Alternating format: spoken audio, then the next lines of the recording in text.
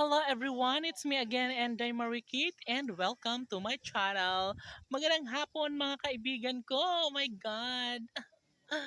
Ang sarap ng feeling dahil talaga nga namang napakaganda ng ating surroundings, no? Talagang green and super fresh ang air, no? Kasama ko ngayon ang aking mga alaga na si Wayway at yung alaga nating kambing na si Bingkay.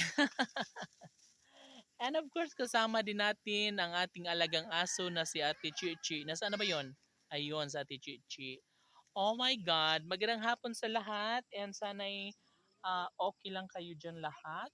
And of course, yes, kasama ko rin ngayon si baby girl Arami. Hello! Hi! O, di ba? Ayun si Bingkay mga kaibigan ko ay talaga nga naman nag-e-enjoy siya sa kanyang pagkain ng dahon ng kalibre or ah, kamuting kahoy. Oh my God, sobrang nakakatuwa and sobrang busog na ngayon ni Bingkay. O di ba? So inubos niya yung isang puno ng cassava or yung kamuting kahoy, no? Sobrang sarap na sarap talaga niyan si Bingkay mga kaibigan ko. And of course, naubos na rin ni Bingkay yung ano natin, yung kamuti tops. So kalbo na siya and wala na kaming magugulay nito kasi inubos na ni Bingkay.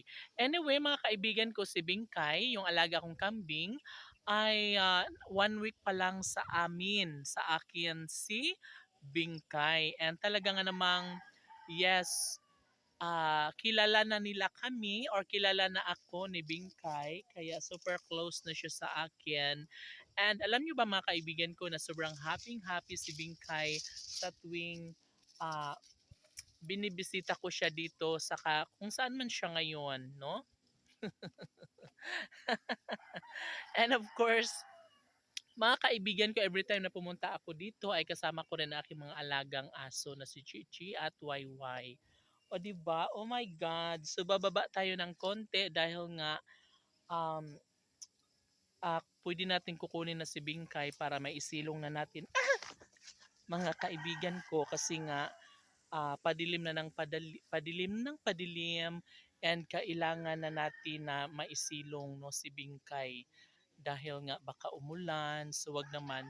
So anyway mga kaibigan ko, yung pabahay natin ito para sa mga landslide survivors ay bukas pa ang continuation ng pagpapagawa dahil nga Monday tomorrow.